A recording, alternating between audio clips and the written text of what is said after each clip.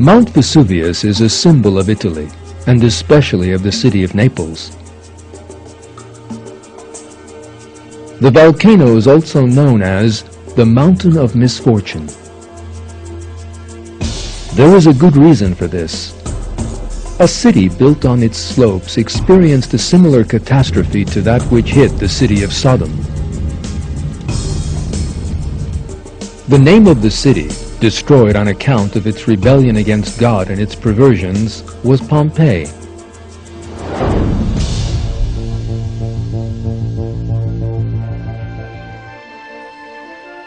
These pictures portray what was once the busiest street in Pompeii.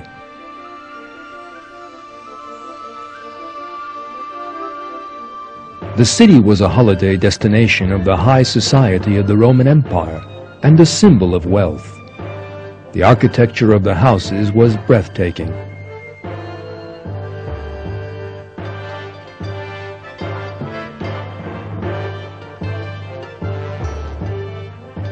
The people of Pompeii were very wealthy.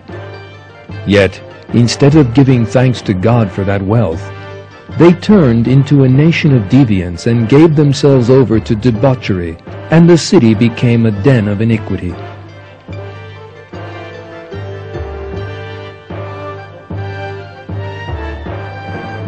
Pompeii was best known for two things. One was the gladiatorial combats organized in the huge arena solely for the amusement of the rich. That savage spectacle had only one rule: to fight to the death.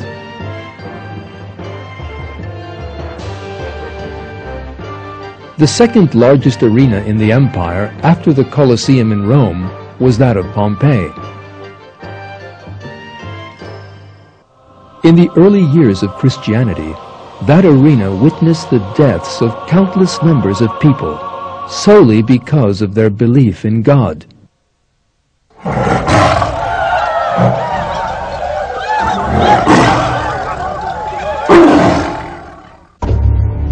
This unbelievable savagery came to be the greatest form of entertainment for the people of Pompeii, whose consciences had withered and died.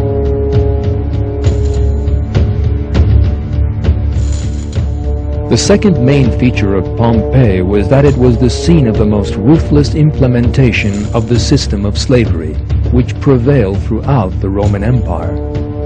For a slave to disobey an order, there could be only one end. They were treated as worthless objects, bought for money. Yet the real oppression of the slaves by the nobles of Pompeii was something different. They were forced into prostitution. The perverted homosexual relations between themselves among the nobles ended in the rape of slaves no older than children. In short, their wealth had made the people of Pompeii degenerate and led them into a morass of perversion and deviancy. They had no idea what was about to happen.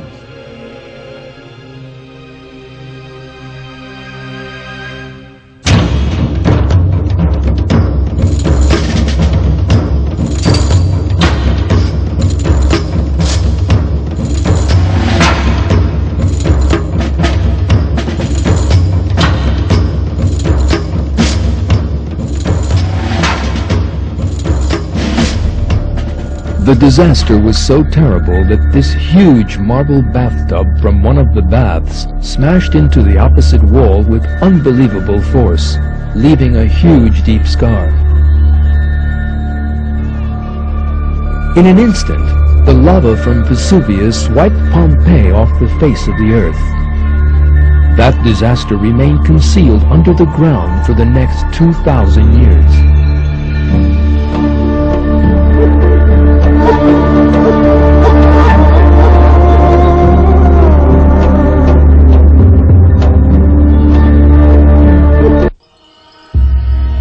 In the first quarter of the 20th century, archaeologists began to unearth the remains from under tons of volcanic rock. What they encountered was a piece of history 2,000 years old, totally unspoiled.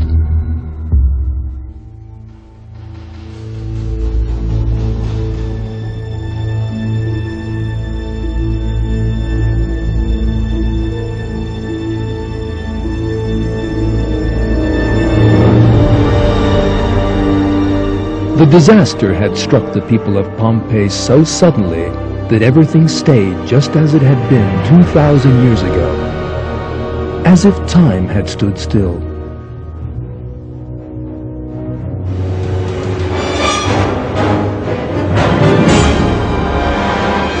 Despite the terrible eruption of Vesuvius, nobody fled, but just turned into stone where they stood. The faces, and even the teeth of some of these bodies remained completely intact. The thing they almost all had in common was their expression of surprise and terror. A family eating together were petrified at that exact moment. Even the food on the table has been preserved. The most extraordinary side of the tragedy is this. How was it that thousands of people waited for death to come and claim them, seeing and hearing nothing? That dimension of the catastrophe shows that the destruction of Pompeii closely resembles the incidents of destruction recounted in the Qur'an. When such incidents are described in the Qur'an, it is revealed how people were always struck down in an instant where they stood.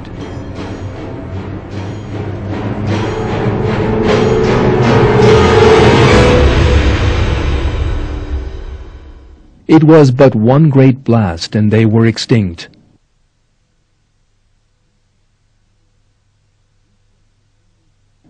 We sent a single blast against them and they were just like a thatcher's reeds.